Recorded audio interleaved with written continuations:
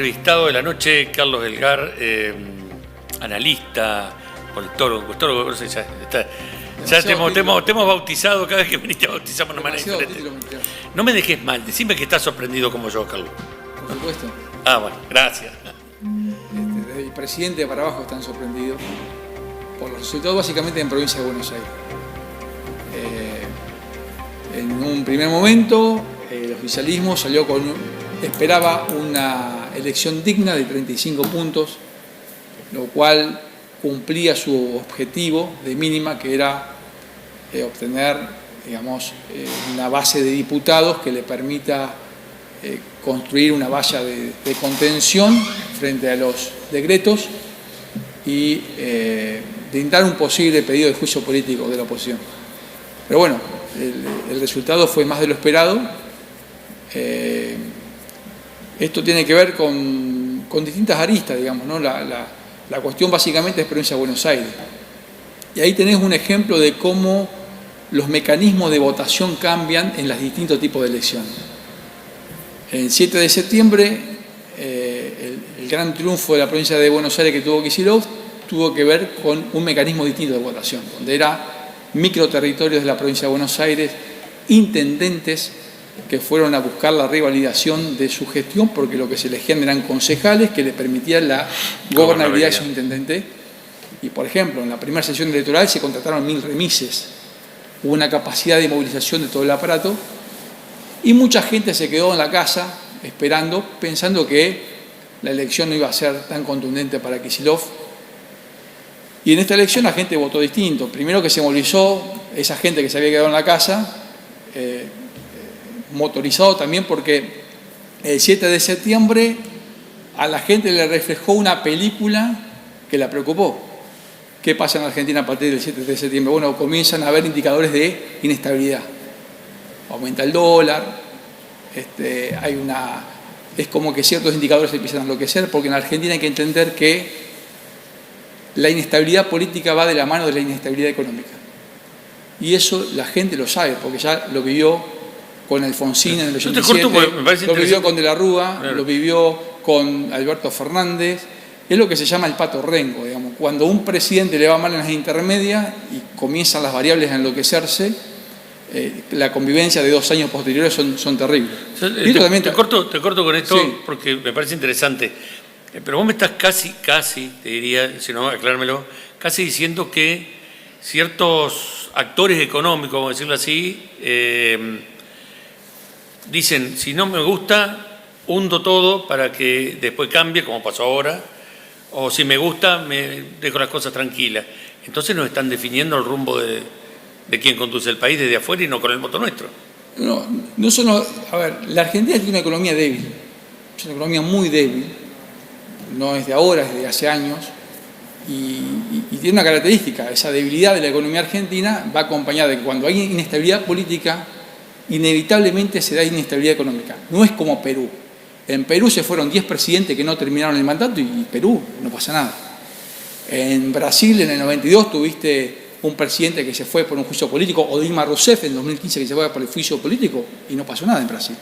Es decir, son características distintas. Entonces, esto generó un temor en el electorado argentino, en sectores transversales de la economía, porque se gana en La Matanza, se gana en Barrio Norte, se gana en Chaco, se gana en un montón de estamentos sociales totalmente distintos donde se da apoyo, porque también el 7 de septiembre es como que le reflejó una película a un sector del electorado de lo que podía llegar a pasar si se replicaba este escenario en octubre. Entonces, el gobierno llega a una elección con recesión económica, con un pedido de auxilio de Donald Trump que fue muy importante, el apoyo que el gobierno consigue, un apoyo de características históricas, porque nunca Estados Unidos se comprometió de tal forma, ni siquiera en la época de Menem. Me salió bien, compró pesos y ahora subieron los pesos. Por supuesto, bueno. Eso hizo negocio. En la nota pasada un poco también hablamos de las razones del apoyo norteamericano. Y esto un poco le generó un poco de confianza al gobierno porque permitió estabilizar el dólar, que es una variable crítica. O sea, ningún gobierno tiene chances de llegar bien a una elección si el dólar está en la tapa de los diarios, porque eso te comienza a generar un estado de de nerviosismo en la gente enorme y de inestabilidad. Entonces, a ver, el voto en términos nacionales se da dentro de esa perspectiva. Y obviamente uno de los logros positivos del gobierno es la estabilidad de ciertos indicadores macroeconómicos, la inflación. Y esto se da una característica muy similar, porque la gente se pregunta, bueno, pero ¿cómo puede ser que con estos indicadores negativos, recesión económica, ciertos escándalos, cómo el gobierno puede? Bueno, porque algo parecido pasó en el 95. Menem, si bien son distintos tipos de elecciones, de una elección presidencial, pero Menem llega a sacar más votos que en el 89, en el 95, con una economía que en junio se conocía el 18,6% de desocupado, la desocupación más alta en la democracia hasta ese momento, y donde la gente, bueno, apoyó a un voto de confianza, a un temor si la convertibilidad se destruía, porque había mucha gente endeudada en dólares.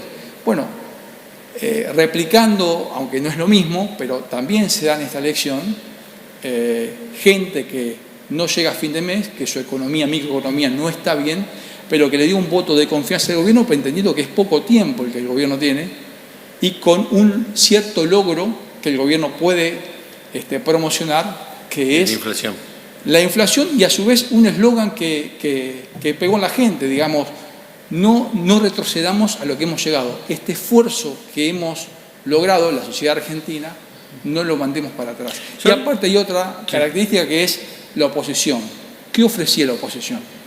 ¿Cuál era, digamos, la motivación de la oposición? Pongámosle un freno a Milei. No había otra motivación en un básicamente peronismo que tiene una crisis existencial, que se ha quedado sin un liderazgo fuerte, donde cada vez está yendo a un espacio más reducido y donde ha tenido una de las peores elecciones de los últimos años, ¿no? Un 31-32% en este clima que te estoy describiendo. Ahora, Carlos, Milei nacionalizó la elección de hace 2 meses atrás y esta. Él dijo, me voy a poner al frente, lo hizo. Tanto así que seguíamos en Buenos Aires como si fuera la elección de acá. Y su participación fue activa. ¿Fue Milei el gran derrotado hace 2 meses y hoy el gran vencedor? ¿O no fue ni el gran derrotado ni el gran vencedor hoy? Bueno, a ver, la vez pasada que me hiciste la nota lo hablamos de eso, y lo que yo te dije es que lo que pasó en provincia de Buenos Aires fue lo que pasó en todos los distritos territoriales, donde todos los gobernadores ganaron.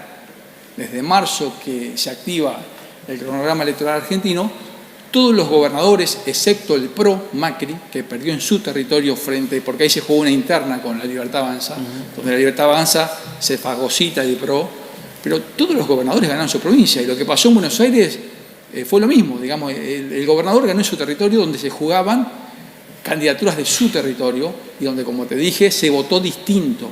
Ahí se movilizó todo el aparato político territorial, los intendentes básicamente, y donde la gente fue a convalidar las 85 intendencias justicialistas que tienen una buena imagen, y la gente convalidó el apoyo de los intendentes, porque básicamente, y aparte, había un sinnúmero de listas en cada territorio, eran 8 secciones con listas totalmente distintas. Esta fue otro tipo de elección, donde había un esquema mucho más ordenado, la boleta única también es un gran éxito del gobierno, es un gran avance, digamos, en el ordenamiento eleccionario, porque permite más claridad, no esa confusión, no ese manoseo de las boletas, no esas distorsiones que muchas veces se daba. Esto también fue un gran logro y cayó muy bien a la gente este nuevo sistema de votación. Y ahora, a ver, la diferencia no se veía venir, sobre todo creo que la gran diferencia a nivel nacional la marcó provincia de Buenos Aires, que hubiera emparejado un poco la torta. Pero, ¿qué votó en realidad la gente? Yo decía al principio, no sé si alcanzaste a escucharme, desde hace 80 años venimos tratando de, gran parte del electorado, no todo, porque hay gente que vota convencida, obviamente, de votar el mal menor, de decir el menos malo, o para que no gane este, voto este. ¿Qué votó la gente hoy? Bueno, hoy te lo acabé de decir. La gente parte, a ver, Milei y el gobierno tienen un núcleo duro. Acá históricamente las elecciones se han polarizado entre un electorado no peronista y un electorado peronista. En su momento se llamó antikirchnerista, y después en el medio hay un electorado que va fluyendo, que es ese electorado que va votando pragmáticamente, que en su momento lo votó Cristina, que en el 2009 la votó en contra Cristina y perdió la legislativa, y en el 54 ese electorado que le puso un límite porque hubo una motivación en su momento de la oposición, volvió a votar a Cristina en el 2011 y ganó con el 54%. Es un electorado que va fluyendo, que va cambiando, que te va pintando los mapas de distintos colores. Por eso, creer el gobierno nacional que tiene la vaca atada se equivoca. Yo creo que la oportunidad que tiene el gobierno es el 2026 comenzar a mostrar un cambio fáctico, real, perceptible en la vida de las personas, entrar a la microeconomía, empezar con la obra pública, comenzar a cambiarle la vida a la gente para tener chances muy buenas en el 2027. Si el 2026 es un año que replica este año que estamos viviendo, bueno, ya sabemos lo que va a pasar en el 2027. Es muy probable eso, que la gente lo va a cambiar, es decir, va a buscar otra cosa, porque es lo que ha venido pasando en ese electorado del medio que va fluyendo, que va cambiando y que va pintando los colores de los mapas distintos paisajes políticos. Ese es el electorado del medio. Después tenés dos núcleos duros, el núcleo peronista, que es un tercio del electorado, el núcleo no peronista, que antes lo capitalizaba el radicalismo, que después lo capitalizó la Alianza, que después lo capitalizó el PRO y que hoy lo capitaliza la Libertad Avanza. Ese núcleo está, pero el otro 40% es el que va fluyendo. Ese es el electorado que no es de nadie y que va siendo pragmático y va premiando lo que considera que está bien, que va votando a favor de sus intereses o por distintas motivaciones, como ahora, que en parte de ese electorado no quiso replicar la película del 7 de septiembre. Es decir, que esto, ¿qué hubiera pasado? Hagamos un contrafáctico. ¿Cómo estaríamos hoy si esa distancia que reflejó el 7 de septiembre se hubiera dado ayer en la Argentina? ¿Cómo te crees que hoy hubiera estado la Argentina? ¿Qué estaríamos hablando hoy? El dólar en 2000. Bueno. Eso también es lo que percibió la gente. Mucha gente no votó porque esté bien, también votó por darle fue un voto de confianza, es poco tiempo, hay que darle más tiempo al gobierno, votó por el temor, por la cuestión de lo que se llama el pato rengo, porque sabemos que, vuelvo a reiterar, la inestabilidad política genera inestabilidad económica en la Argentina, y también hay otro sector del otro lado, que es el núcleo duro, que votó porque lo va a seguir al gobierno a donde sea, como también lo tenía en su momento Cristina. Bueno, esos son electorados duros. Entonces, el 2026, ahora, ¿qué pasa? Esto posiciona a Milei en una fortaleza política en la cual la gobernabilidad de Milei no puede ser dada sin el peronismo. A partir de ahora, Milei va a comenzar a tejer una alianza, una gobernabilidad con gobernadores peronistas, que ya lo hizo, el de Salta, sí. Jalil, el de Tucumán, que es un gobernador muy cercano también, que contribuyó a la aprobación de muchas leyes. Obviamente, estos gobernadores que intentaron desafiar el gobierno les fue mal y ahora tienen que volver al pie. Por eso Milei va a negociar desde una fortaleza, porque se dan dos necesidades simbióticas de la política en este sentido. ¿Cuáles son las necesidades simbióticas? Bueno, que Milei precisa los votos porque no tienen quórum propio en diputados, no tiene quórum propio en senadores y necesita los votos básicamente del peronismo para llegar a aprobar las leyes de reforma que el gobierno pretende. Y los gobernadores necesitan fondos del gobierno nacional porque necesitan reelegirse. Tanto Puyaro, que es muy probable que sea reelecto gobernador porque está haciendo una gran gobernación en Santa Fe, tanto el peronismo cordobés, tanto Jaldo en Tucumán, Frigerio en Entre Ríos, bueno, que es legítimo, y esos votos es a cambio de fondos para obra pública. Entonces ahí está la simbiosis política, y vos fíjate que Milei ayer se mostró con un Milei moderado, hablando de esa construcción política. Sí. No fue ese Milei soberbio, vulgar, de expresiones autoritarias como lo conocimos atrás, sino que fue un Milei que es lo que la gente espera, un presidente que salga a construir gobernabilidad, porque lo que el electorado le dio ese voto de confianza es para mejorar la situación económica, que hoy en la Argentina está mal. Te hago la última, Carlos. Val pierde, fue intendente de Paraná, pierde en Paraná. Michel pierde en Gualeguaychú. Frigerio, es cierto, gana en Villa, creo que ganó en Villa, pero pierde en el departamento de Isla Libicuí. ¿Qué pasó? No, bueno, esos son detalles. O sea, el departamento de Ibicuí son 120 votos de diferencia. A ver, en la victoria de Entre Ríos también fue muy importante el gobernador. El gobernador sale en las últimas semanas a ponerse al hombro la campaña porque es su territorio. Como todo gobernador que pone en juego su territorio, salió fuertemente a recorrer la provincia, a generar una gran promesa de obra pública, que son las expectativas que generó y que tendrá que cumplir obviamente, y también fue muy importante el aporte electoral que hizo el gobernador en Entre Ríos. Eso también es importante destacarlo. Después, el panorama de acá al 2027 es otro. No se puede proyectar con esto al 2027. Es una locura, es no tener idea proyectar lo que pasó ayer al 2027. Porque a Macri también sacó 42% en 2017 y en 2019 perdió la presidencia. Por eso digo, a Macri también la gente le dio un voto de confianza. Macri no convalidó esa necesidad porque hay una diferencia. El 7 de septiembre fue una ayuda para el gobierno nacional porque le permitió, frente a esta inestabilidad económica, poder blindar la economía antes. El rescate de Estados Unidos, que estaba previsto para después de las elecciones, vino antes. Y eso le permitió ir a la elección con fortaleza. Macri fue al revés.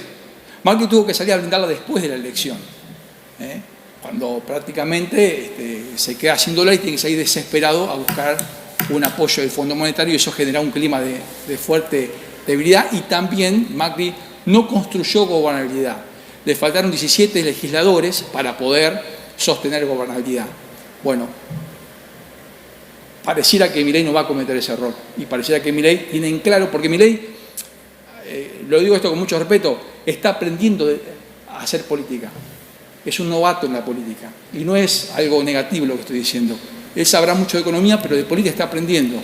Y yo creo que frente a estos errores que marcó en los meses anteriores, yo creo que esto es un aprendizaje positivo y habrá que ver en los próximos meses si esto se pone en marcha. Y el año que viene es un año clave. Porque el 2027 ahí ya es muy difícil que obtenga apoyos de ciertos gobernadores peronistas, porque el peronismo, con toda su legitimidad, va a comenzar a rearmarse después de dirimir su interna, después de encontrar nuevos liderazgos, después de encontrar futuro. El peronismo dejó de tener una propuesta de futuro. El peronismo se ancló en el pasado. Entonces ese es el desafío que hoy tiene el peronismo de cara al 2027. ¿No? Se ancló en el pasado. El peronismo lo único que tiene es pasado, no puede mostrar futuro. Entonces, para superar a Milei, o para competir estratégicamente con Milei, tiene que brindar una superación hacia el futuro. Y eso es lo que hasta ahora el peronismo no lo ha podido lograr. Carlos, muchas gracias. Y antes de fin de año te queremos acá de vuelta. Bueno, con todo gusto. Vamos a ver qué nos depara. Bueno, podemos predecir un montón de cosas en base a lo que hoy tenemos y seguramente el año que viene nada que ver. Con todo gusto. Bueno.